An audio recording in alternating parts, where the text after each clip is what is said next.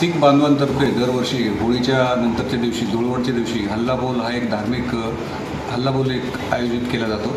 कोविडच्या अनुषंगाने आणि जिल्हा प्रशासनाकडून काही प्रतिबंधात्मक निर्देश जाहीर करण्यात आलेले होते. त्यानुसार हल्लाबोलची परवानगी नाकारण्यात आलेली होती. यासाठी वेळोवेळी गुरुद्वाराचे सदस्य त्यानंतर धर्मगुरू यांच्याशी चर्चा करण्यात आली होती आणि त्यांनीसुद्धा परिपत्र काढून आवाहन केलं होतं की कोविडची परिस्थिती पाहता हल्लाबोल बाहेर पारंपरिक मार्गाने गुरुद्वाराच्या बाहेर न काढता आतल्यात काढायचं त्यांचं नियोजन होतं.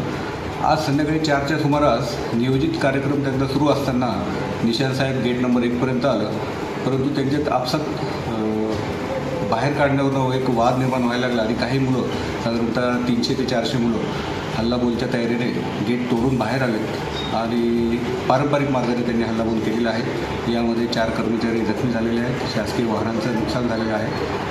आम्ही आता गुन्हा दाखल करून पुढील कायदेशीर कारवाई करत आहोत. 4 पोलीस कर्मचारी जखमी आहेत. एकाच्या डोक्याला मार लागलेला आहे. आमच्या अंगरक्षकालाही लागलेले. अजून 2 ते 3 कर्मचारी जखमी आहेत. अजून काही जखमी आहेत तर त्याची आम्ही माहिती घेत आहोत. ती पारंपरिक मार्गाची मिरवणूक संपलेली आहे. सध्या शांतता आहे. शहरामध्ये फिक्स पॉईंट आहेत, नाकाबंदी पॉईंट लावलेले आहेत. आता आरोपींचा आम्ही शोध घेण्याची कारवाई सुरू आहे. गुन्हे दाखल आणि आरोपीचा शोध ही कारवाई सुरू आहे.